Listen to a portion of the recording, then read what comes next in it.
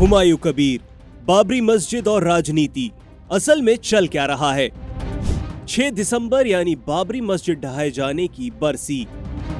इसी दिन पश्चिम बंगाल के मुर्शिदाबाद में निलंबित टीएमसी के विधायक हुमायूं कबीर ने बाबरी मस्जिद की तर्ज पर एक नई मस्जिद का शिलान्यास कर दिया।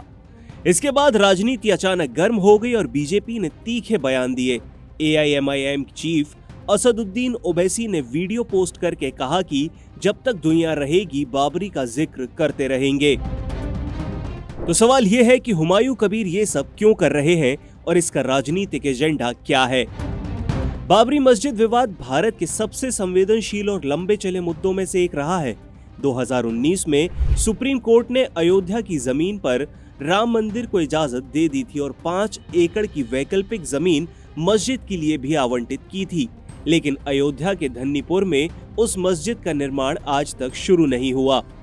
लेकिन इसी बीच पश्चिम बंगाल के मुर्शिदाबाद में हुमायूं कबीर ने घोषणा की कि वो 6 दिसंबर को बाबरी मस्जिद जैसी मस्जिद की नींव रखेंगे और उन्होंने किया भी वही।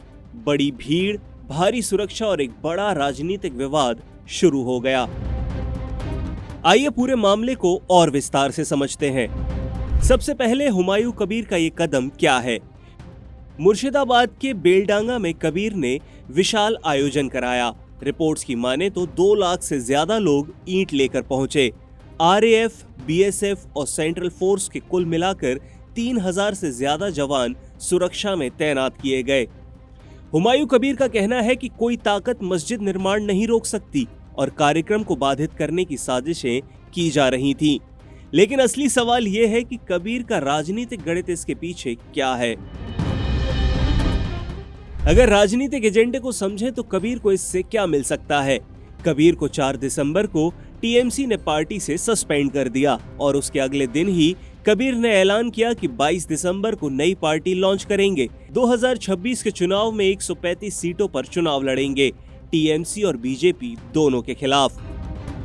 मुर्शिदाबाद जैसे मुस्लिम बहुल क्षेत्र में बाबरी नाम से मस्जिद की नींव रखना कई लोगों के लिए ये लगता है कि अपनी अलग पहचान बनाने की कोशिश की जा रही है।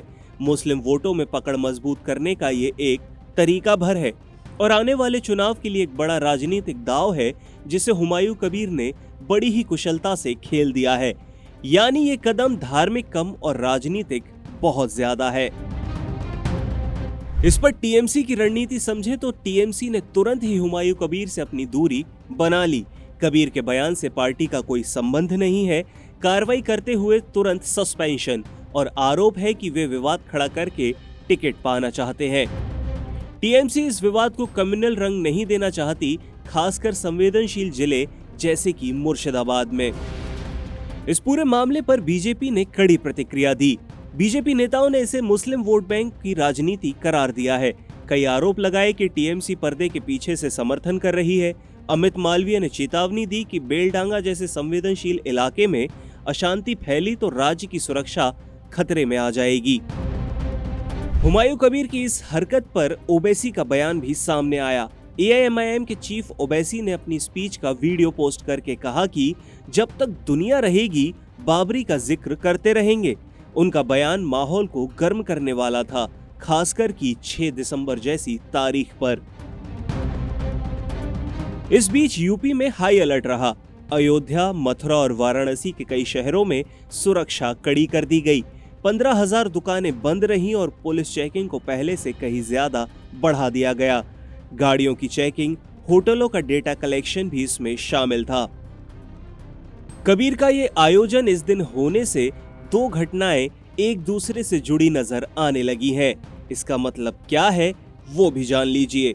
2026 का बंगाल चुनाव पहले से ही ध्रुवीकरण की दिशा में जाता हुआ दिखाई दे रहा है।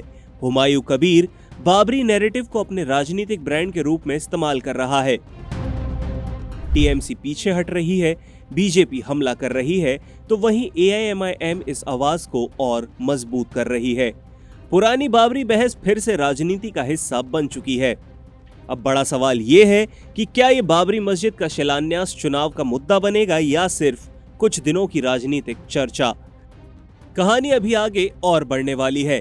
कबीर का दावा है कि मस्जिद 3 साल में बनकर तैयार हो जाएगी, लेकिन ये कदम धार्मिक भावना है या राजनीतिक चाल और एक नया विवाद भी हो सकता है।